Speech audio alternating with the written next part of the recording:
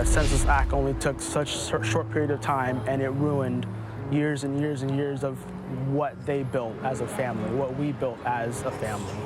A somber Sunday in Mill Creek. Dozens gathered to remember Irah Sok, an Everett mother gunned down in her own home. The 36-year-old died during a home invasion a week ago Friday. She, her husband, and son were in bed when the suspects broke in. And for the first time, we're hearing from her husband. Tonight's vigil happened outside her business, and that is where KOMO's Mo Hyder joins us from live. Mo? Yeah, Michelle, she owned this photography studio here in Mill Creek for seven months, and she dedicated time to telling people stories, and tonight they're telling hers. I lost my wife, love of my life, my best friend. A distraught husband remembering the love of his life, the mother of their young son, asking why her, why in their home.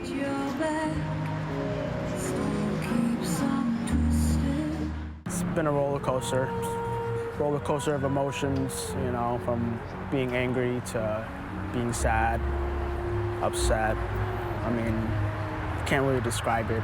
It's hard to put in words how family members and loved ones are feeling after the death of Irah Sok. Her life was stolen from her. It was stolen from her son. It was stolen from her family. And there's just no words to express how deeply we feel. Sok was just 36 years old, a wife and a mother who is dearly missed and has left an impact on those who knew her. She was so loving and fun and funny. She just didn't have a mean bone in her body. Like Kelly said, she put so much love and care into her work. Tonight, dozens came together to honor her life, all standing and remembering her in front of her photo studio, a business that was started at her home and built by her passion for photography. Her husband had encouraged her to quit her job and follow her dream of becoming a photographer, so he converted her whole garage into a studio. And 7 months ago, she opened Irah Sok Images here in Mill Creek. I mean, people would travel from far and wide just to have pictures done by her. While it's hard to put in words how devastating this loss means for so many, friends of Sok have a message for her loved ones. We just want to come together as a community to let the family know that they can rest assured that we're not going to let this go. This morning, Pierce County's Force Investigation Team is on the case of a deadly officer-involved shooting in Tacoma. That independent investigation is required by state law. Investigators say this started Sunday afternoon as a domestic violence situation between two family members in the 6700 block of Monroe Street in South Tacoma.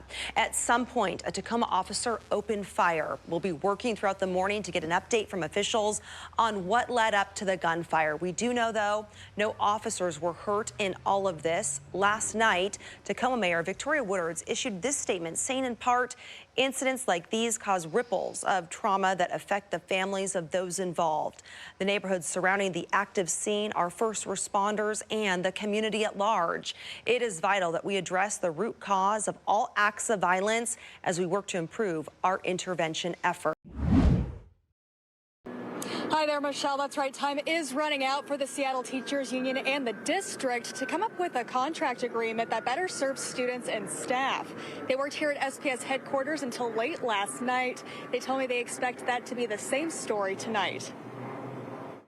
These are the needs that we need to meet right now. We can't wait any longer. Seattle Teachers Union President Jennifer Motter knows firsthand the impact the pandemic has had on teachers and students. It's why the union is bargaining with the district for more resources for students, lighter workloads for staff, and better pay to attract and retain teachers. Thinking about special education model and our multilingual education model and how we can best meet those students' needs. This comes as other districts remain locked in contract talks, including North Thurston, Port Angeles, Eatonville,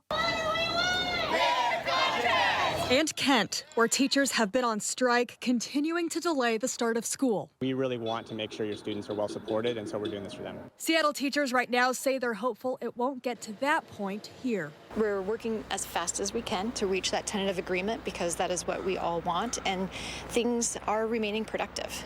Hi, everyone. I'm Preston Phillips from KOMO News. Thanks for checking out the KOMO YouTube channel. You can see more of our videos right here by clicking on the video links for more news from the Seattle area and Western Washington. Oh, and don't forget to click the subscribe button below so you don't miss our YouTube updates.